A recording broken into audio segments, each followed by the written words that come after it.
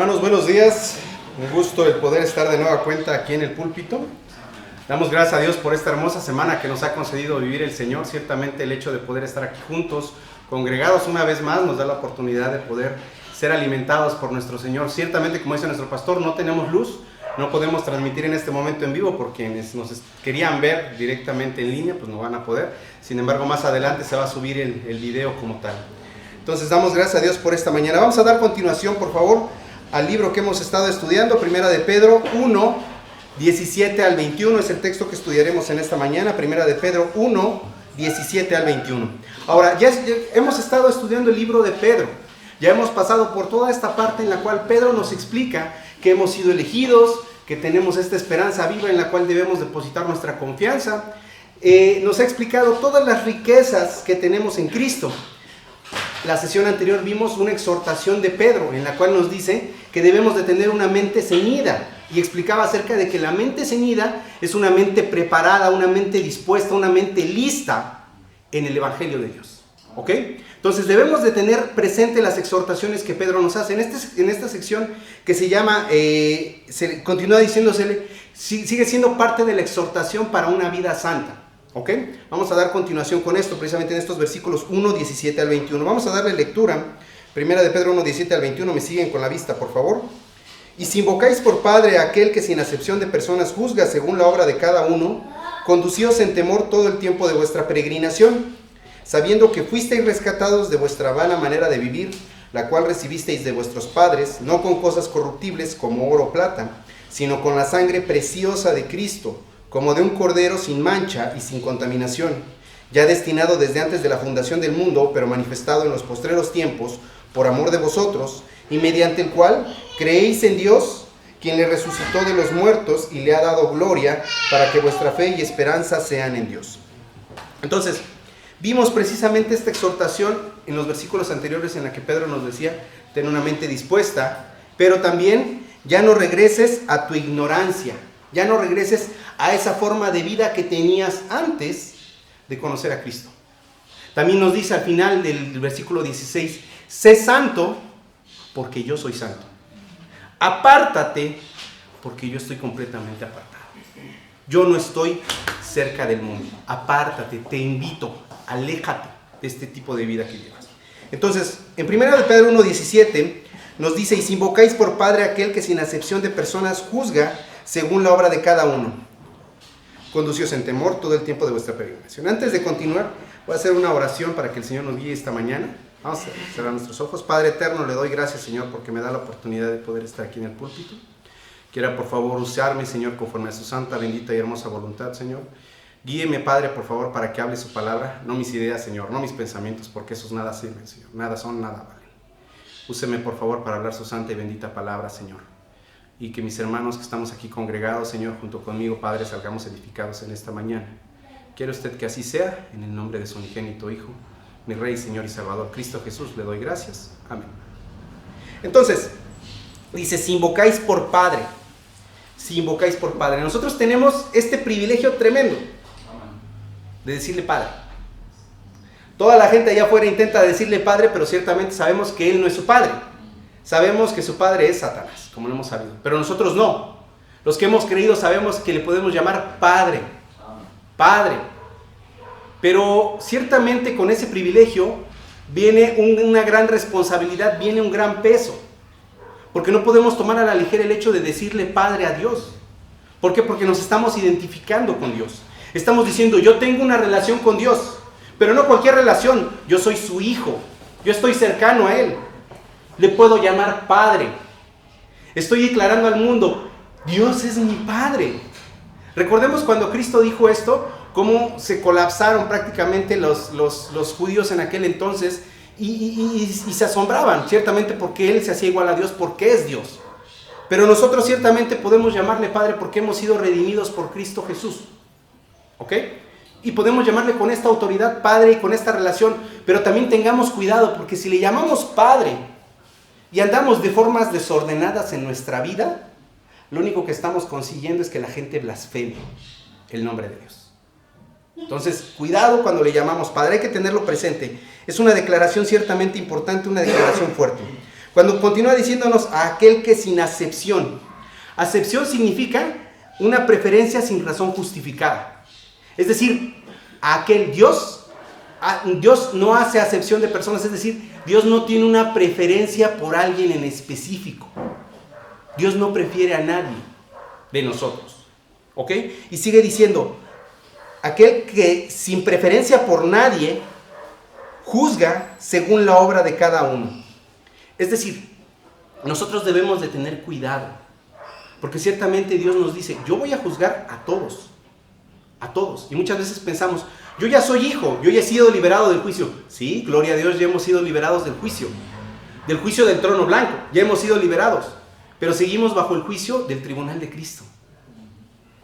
Entonces, si el Señor, nuestro Dios, ya no nos va a juzgar en el tribunal, en el trono blanco, perdón, en el que va a juzgar a todos los muertos por todas las cosas que hicieron, a ellos los va a juzgar por todas las cosas que hicieron y básicamente porque despreciaron la salvación, quien es Cristo Jesús.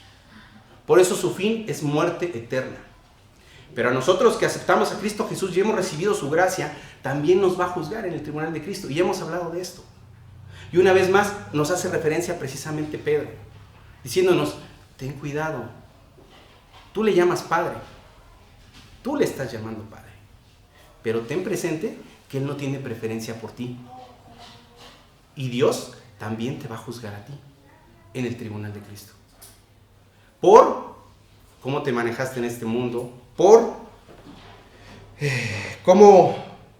si es que realmente resistías al pecado, por si es que realmente hiciste lo que Él te mandó, la gran comisión, llevar el evangelio, por si es que vas a recibir aquellas coronas en aquel día.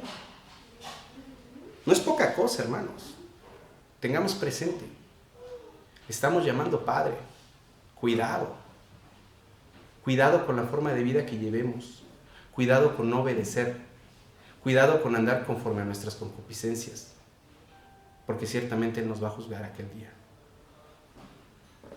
Si leemos Romanos 14, 9 al 12, vamos a Romanos 14, 9 al 12, nos dice la palabra: porque Cristo para esto murió y resucitó y volvió a vivir para ser Señor así de los muertos como de los que viven. Pero tú, ¿por qué juzgas a tu hermano? O tú también, ¿por qué menosprecias a tu hermano? Porque todos compareceremos ante el tribunal de Cristo.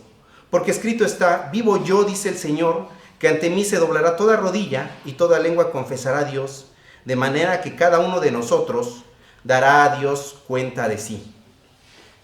El tribunal de Cristo es un juicio que le ha sido dado a Cristo, a nuestro Señor Jesucristo, quien es Dios. Nosotros vamos a ser juzgados por Jesucristo. Y en el tribunal, en el trono blanco, en Apocalipsis 20, 11 al 13, Apocalipsis 20, 11 al 13 nos dice el Señor: y vi un gran trono blanco, y al que estaba sentado en él, de delante del cual huyeron la tierra y el cielo, y ningún lugar se encontró para ellos. Y vi a los muertos, grandes y pequeños, de pie ante Dios, y los libros fueron abiertos, y otro libro fue abierto, el cual es el libro de la vida. Y fueron juzgados los muertos por las cosas que estaban escritas en los libros, según sus obras. Y el mar entregó los muertos que había en él, y la muerte y el Hades entregaron los muertos que había en ellos, y fueron juzgados cada uno según sus obras. Vemos que se abrió el libro de la vida, el libro del Cordero, el libro en el que están inscritos nuestros nombres, los nombres de aquellos que hemos sido salvos. Dice que se abrió este libro y todos los que no se hallaron inscritos fueron arrojados. Es decir, todos aquellos que despreciaron la salvación de Cristo Jesús fueron arrojados. Pero también van a ser juzgados por sus obras. ¿Por qué? Porque ciertamente todos los hombres somos malos. Y por causa de nuestras obras y por causa de nuestro pecado, merecemos la ira de Dios. Absolutamente todos los hombres. Pero bendito Dios que por su gracia nos salvó y que ahora nos enfrentaremos a ese tribunal de Cristo. Ya no al trono blanco, sino al tribunal. Entonces, si hasta aquí nos detenemos un segundo, hermanos, y hacemos una meditación y decimos: ¡cuán privilegiado soy! ¡Cuán privilegiado soy! ¿Por qué? Porque tengo el privilegio de llamarle Padre. Porque tengo el privilegio de que no voy a entrar al trono blanco. Porque tengo el privilegio de que voy a entrar al tribunal de Cristo. Porque incluso hasta podré recibir coronas, voy a recibir galardones para ponerlos a los pies de Cristo. Pero Dios me va a reconocer. Va a decir: hijo, pasa, buen siervo fiel, me serviste bien, qué bueno. Bendito Dios, bendito nuestro Señor, que ha tomado esta oportunidad y nos ha elegido para esto. Preguntémonos, ¿estoy preparado para el tribunal de Cristo si hoy muero? ¿Estoy preparado para que si hoy el Señor me llama a cuentas, esté ante el tribunal de Cristo, ante Dios? Meditemos cada uno, hermanos. Sigue diciéndonos la palabra: conducíos en temor todo el tiempo de vuestra peregrinación. De este mismo versículo, conducíos en temor todo el tiempo de vuestra peregrinación. Ciertamente muchas veces, cuando hemos visto acerca del temor de Dios que debemos de tener los que creemos en Cristo, los que creemos en Dios, lo confundimos nada más o lo resumimos a respeto. Respeta a Dios. Eso es el temor de Dios, respeta a Dios. Sí, ciertamente el respeto se incluye en el temor de Dios, pero es muchísimo más grande, muchísimo mayor que eso. Porque implica reverencia como tal, implica admiración, implica el tener presente que Dios es un fuego consumidor. Dios es fuego consumidor. No nada más es un, sí, Señor, te respeto. No, Señor. Te llamo Padre, me atrevo a llamarte Padre. Me atrevo a salir al mundo y que la gente me vea y que yo estoy predicando y yo estoy gritando, Dios es mi Padre. ¿Y cómo me estoy comportando? Él es fuego consumidor.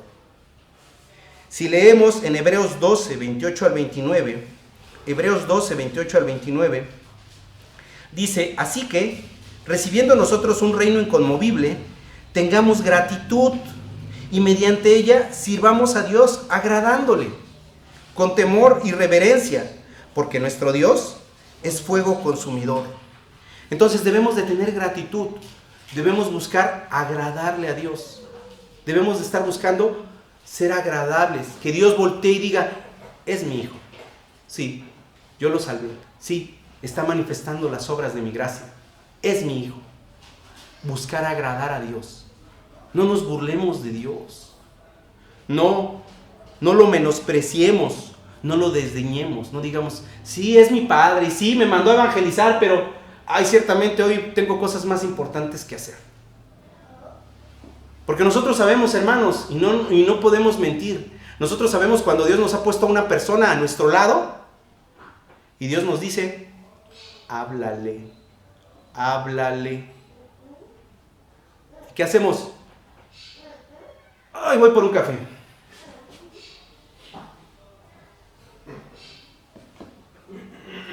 Cuidado con lo que estamos haciendo. El Señor nos ha llamado a predicar el Evangelio, la gran comisión, pero también a obedecerle, también a servir. Ya basta, como hemos platicado en el pasado, ya basta de andar como niños fluctuantes. Dejémoslo eso a los bebés espirituales, dejémoslo eso a los pequeñitos que llevan días, semanas de recién convertidos. Llevamos años de convertidos. Llevamos años en los cuales nos llamamos siervos de Dios. ¿Estamos realmente sirviendo a Dios? ¿Por qué? Porque Él es fuego consumidor, hermanos. Tengamos presente eso. Y cuando dice el Señor, peregrinación, todo el tiempo de vuestra peregrinación. Vámonos a Hebreos 12, 4 al 6. En Hebreos, ahí mismo donde estábamos, 28 al 29, pero subamos un poco, 12 del 4 al 6. Dice el Señor, porque aún no habéis resistido hasta la sangre, combatiendo contra el pecado, y habéis ya olvidado la exhortación que como a hijos se os dirige, diciendo, hijo mío, no menosprecies la disciplina del Señor, ni desmayes cuando eres reprendido por Él, porque el Señor al que ama disciplina, y azota a todo el que recibe por hijo. Entonces, ciertamente debemos de comprender que por ser hijos de Dios, si obedecemos a Dios, vamos a ser disciplinados. Incluso, más aún, si no le obedecemos, siendo hijos. Porque como podemos tener el ejemplo, la gran mayoría de quienes estamos aquí somos padres. Y sabemos qué es lo que resulta cuando a nosotros le mandamos a nuestro hijo, a nuestra hija, hijo, hija, haz esto. Hijo, hija, te mando que hagas aquello. Y no lo obedecen. Hijo, hija, haz esto. Hijo, hija, haz esto. Te estoy diciendo que hagas esto. ¿No quieres? Hazlo. No te estoy pidiendo, te estoy diciendo que lo hagas. Tengamos presente que le llamamos Padre y Él nos disciplinará a cada uno de nosotros a su debido momento. ¿No queremos el jalón? Obedezcamos, pues. Más adelante este mismo versículo dice que, y si se os deja sin disciplina, entonces no sois hijos, sino sois bastardos. Entonces significa que definitivamente no fuiste rescatado, sino sigues en el mundo. Y sigues engañándote a ti mismo, creyendo que Dios es tu Padre, creyendo que cuando dices que Él es tu Padre como tal, tiene sus favores, pero realmente estás teniendo los favores de otro.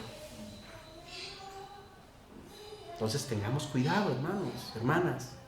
Manejémonos correctamente ante Dios. Ciertamente como peregrinos somos solamente extraños en este mundo. Estamos pasando solo un poco aquí porque nuestra ciudadanía, ya lo habíamos hablado, está en los cielos. Nuestra ciudadanía está allá. Entonces manejémonos como seres celestiales, no como seres carnales. ¿Ok?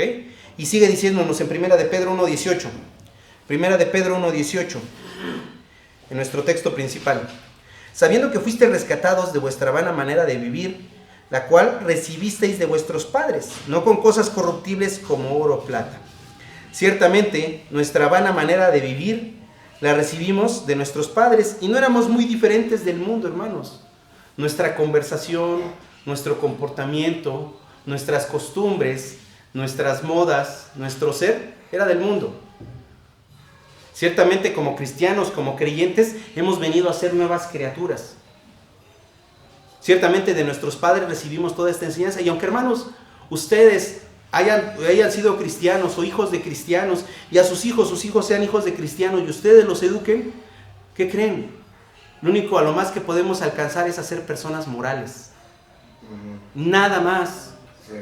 No podemos hacer más que eso. Mi hijo una persona moral, mi hija una persona moral. Que se maneje conforme a lo que yo le he dicho que haga, basándose en la moralidad. Pero al final la moralidad es susceptible. ¿A qué? Al deseo de la carne. Si el deseo llama, la moralidad se corrompe. Si yo le digo a mi hijo, a mi hija, no tenga relaciones sexuales, siendo pequeña. Si el deseo de su carne le llama, la moralidad no le va a importar y va a hacer lo que ella quiera. O lo que él quiera. Eso es lo más que yo puedo hacer un hijo moral. Por tanto, de lo que me debo de preocupar es de pedir a Dios que quiera tener misericordia de mi hijo, que quiera tener misericordia de mi hija y que les conceda la salvación para vida eterna. Por eso dice aquí claramente, lo aprendiste de vuestros padres. ¿Qué? La moralidad, el mundo, a final de cuentas. Entonces, nos dice el Señor, fuimos rescatados de esta vana manera de vivir. Éramos ciertamente tan triviales como cualquier persona, no éramos diferente a nadie. Y si nosotros vemos en Eclesiastés, vamos a Eclesiastés 1:14.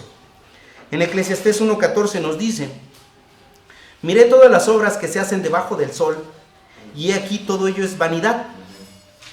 La palabra que aquí utiliza es jebel, vanidad, jebel, y significa vaciedad, algo transitorio e insatisfactorio.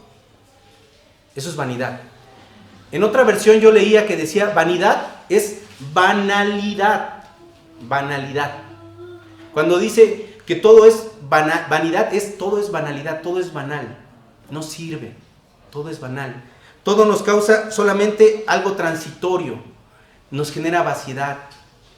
Nos da nada. Y sigue diciendo el versículo de de Eclesiastés 1:14, y aflicción de espíritu, es decir, que nos entristece el espíritu.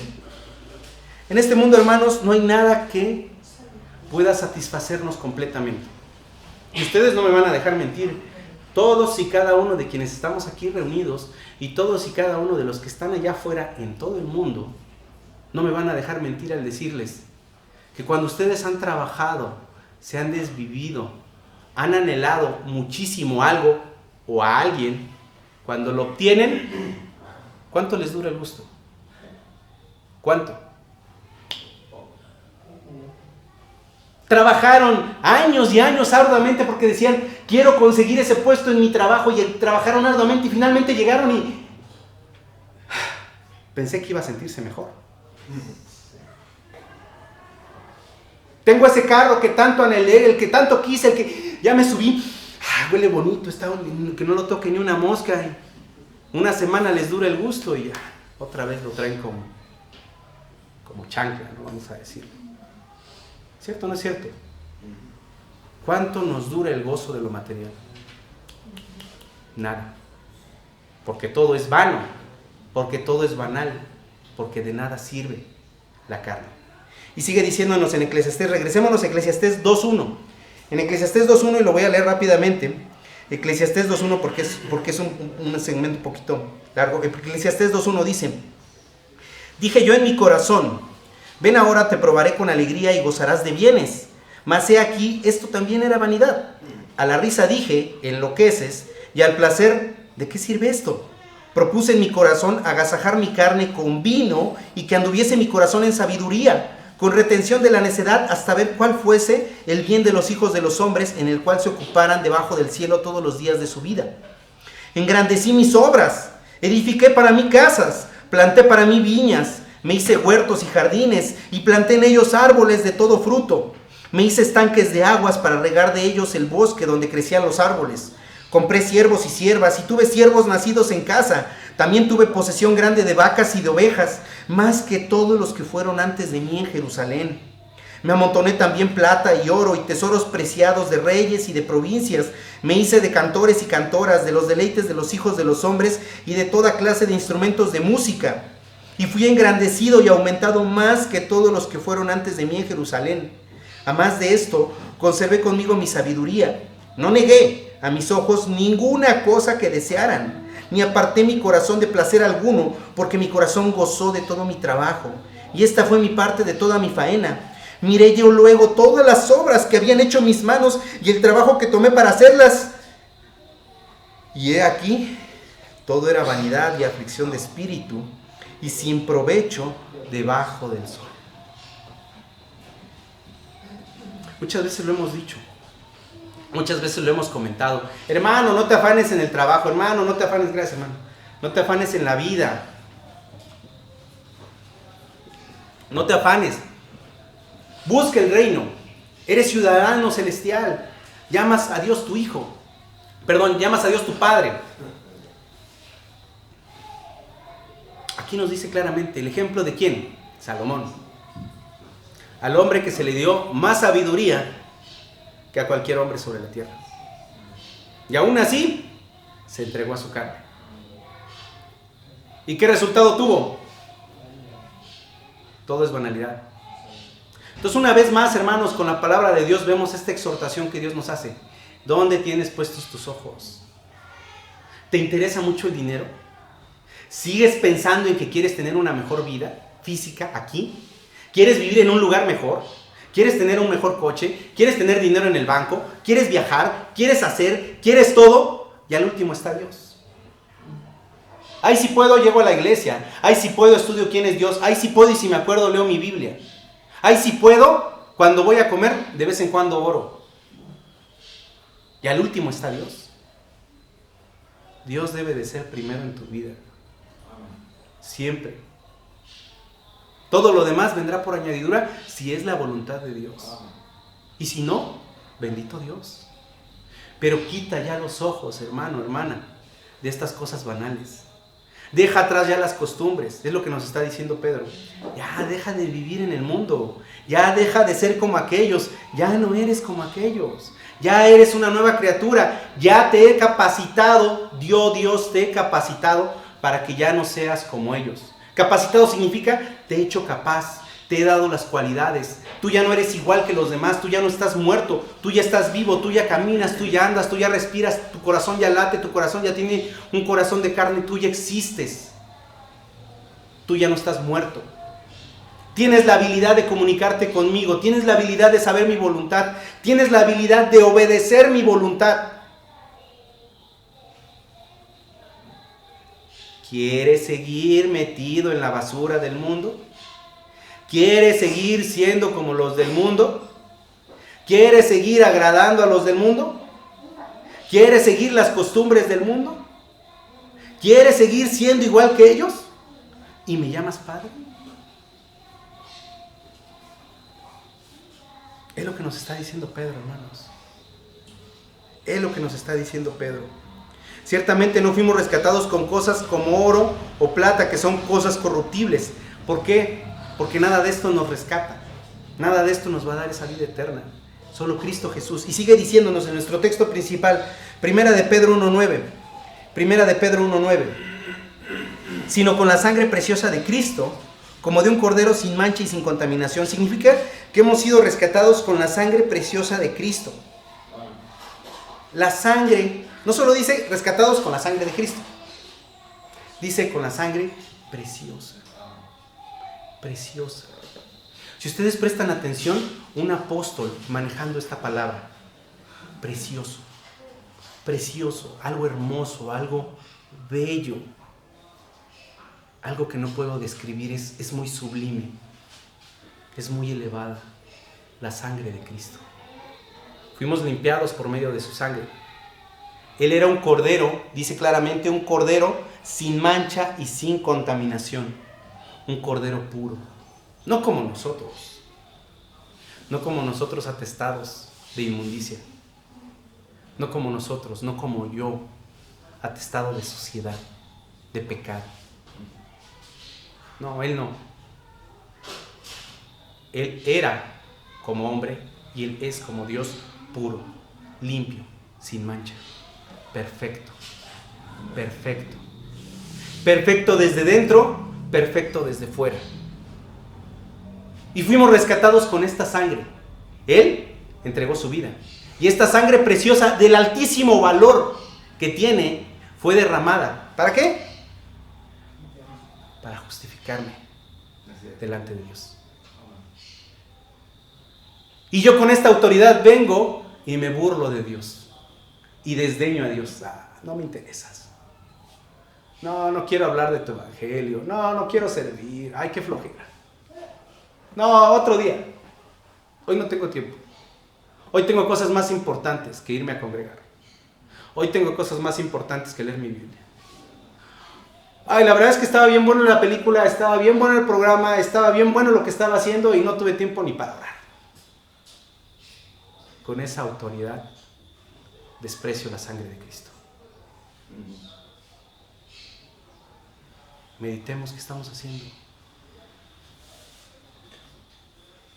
Ciertamente Él pagó un rescate infinito, hermanos. Él era perfecto y es perfecto. Por lo tanto, si nosotros como creyentes, hermanos, regresamos a todo este placer, a toda esta diversión, a modas, a actitudes mundanas, lo único que hacemos es que somos desleales a Cristo. Si es que realmente somos salvos. Y si no somos salvos, pues no tenemos ningún problema de andar en nuestra carne. Nada me redarguye, nada pasa, yo ando bien feliz, bien contento en el mundo, nada sucede, porque no soy su hijo. Pero si sienten ese piquetito que les está redarguyendo, pónganle mucha atención, porque no es un piquetito cualquiera, es Dios quien nos está redarguyendo. Por tanto, hermanos, analicemos la grandeza de la salvación de Dios y la grandeza del pecado, pero el pecado en su grandeza no me refiero enalteciéndolo, no, sino de que realmente el pecado es muy grande y el sacrificio de Dios fue muy grande. Un solo hombre, que no era cualquier hombre, que es Dios, cuyo valor muchísimo mayor que todos los hombres juntos, que todo el universo junto, se dio a sí mismo, y esa sangre preciosa fue derramada para salvarme a mí, para salvarte a ti, para salvarte a ti. No la desprecies. Sigue diciendo en 1 de Pedro 1:20, ya destinado desde antes de la fundación del mundo, pero manifestado en los postreros tiempos por amor de vosotros. Cuando dice destinado desde antes de la fundación del mundo, ciertamente nuestro Señor Jesús no fue una solución encontrada en el transcurso del tiempo. No es que el hombre haya pecado, no es que Dios haya dicho, bueno, como el hombre pecó, ¿qué voy a hacer para salvarlo? A ver, déjame pensar. Y voy a pasar un tiempo y finalmente encontré, ya sé, va a venir mi hijo y va a ser... No. Claramente aquí dice, desde antes de la fundación del mundo. Desde antes de la fundación del universo mismo, desde antes de la fundación de cualquier cosa, la creación. Ya estaba destinado a nuestro Señor. Y si leemos Hebreos 1.2, vamos a Hebreos 1.2. Hebreos 1.2 nos dice: en estos postreros días nos ha hablado por el Hijo, a quien constituyó heredero de todo y por quien asimismo hizo el universo. El Hijo, como bien leemos y sabemos claramente, Génesis nos lo describe, Juan nos lo describe, en el principio era Dios y era el Señor Jesucristo y era el Espíritu Santo juntos. Y fue creado el universo para el Señor Jesucristo. Claramente acabamos de leer. Para Él fue creado todo. Y no solamente por medio de Él, para Él fue creado, sino que incluso Él fue el sacrificio que estaba destinado para purificarnos a nosotros, para hacernos aceptos ante Dios. ¿Por qué lo hizo entonces? Por el gran amor que tiene por sus hijos. El Padre, nuestro Dios. Si seguimos leyendo, dice, destinado desde antes de la fundación del mundo, pero manifestado en los postreros tiempos por amor de vosotros. Cuando hablamos en los postreros tiempos, nos preguntamos muchas veces, ¿cuándo son estos postreros tiempos? Significa que va a ser manifestado en la gran tribulación, significa que va a ser manifestado en el Apocalipsis. No, los postreros tiempos son exactamente después de la ley, cuando la ley termina. Cuando la ley termina, es decir, la cruz de Cristo, en aquel momento en el que la ley termina, el momento después se convierte en los postreros tiempos. Nosotros nos encontramos viviendo en los postreros tiempos. Ya. Estamos ya muy cerca de lo que se le conoce como los últimos tiempos. No es lo mismo los postreros tiempos que los últimos tiempos. Los últimos tiempos corresponden precisamente a lo que es la gran tribulación, el Apocalipsis, el milenio, todo lo que va a suceder, los últimos tiempos. Pero nosotros vivimos en los postreros días, en los postreros tiempos. Y claramente nos dice, veamos Hebreos 1.2. 1.1.2. Hebreos 1.1.2 dice: Dios, habiendo hablado muchas veces y de muchas maneras en otro tiempo a los padres por los profetas, en estos postreros días nos ha hablado por el Hijo, a quien constituyó heredero de todo y por quien asimismo hizo el universo, lo que habíamos acabado de leer. Pero dice, en el pasado Él había hablado de muchas veces y de muchas maneras en otro tiempo a los padres por medio de los profetas, porque habría de venir Cristo Jesús. Pero ahora que estamos en los postreros días, Él nos ha hablado por el Hijo.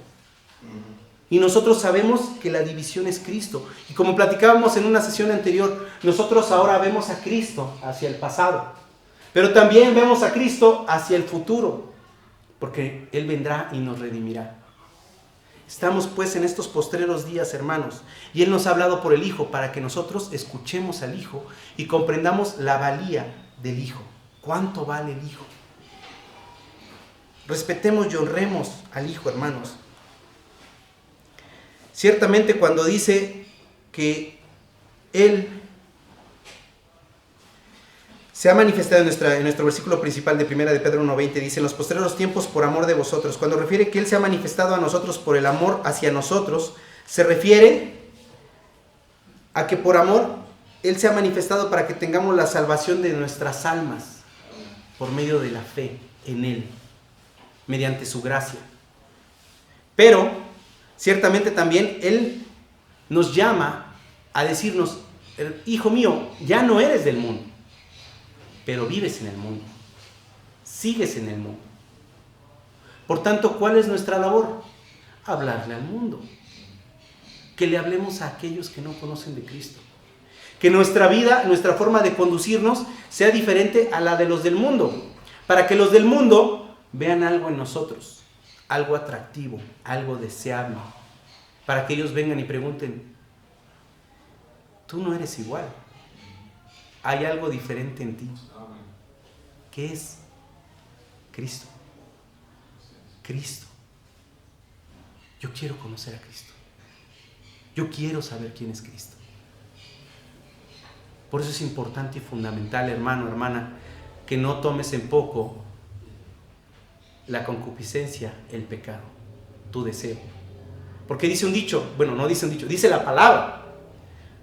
Porque basta un poco de levadura para leudar toda la masa. Dale entrada a un pecado tuyo. Dale entrada a una concupiscencia tuya. Tómalo a la ligera. Es que no pasa nada, es que ellos ya saben. Es que no pasa nada. Ahorita vamos, no quiero entrar en legalismos porque no se trata de legalismos. Pero ahorita que vienen las épocas decembrinas, queremos ser como los de afuera, muchas veces. Queremos comportarnos como los de afuera, en costumbres, en usos, en todo esto. Y decimos, no pasa nada. Cuidado, porque le llamas padre a él. Cuidado, porque con esa autoridad lo desprecias y él te está llamando, aléjate, sepárate, apártate. Ten cuidado con lo que haces.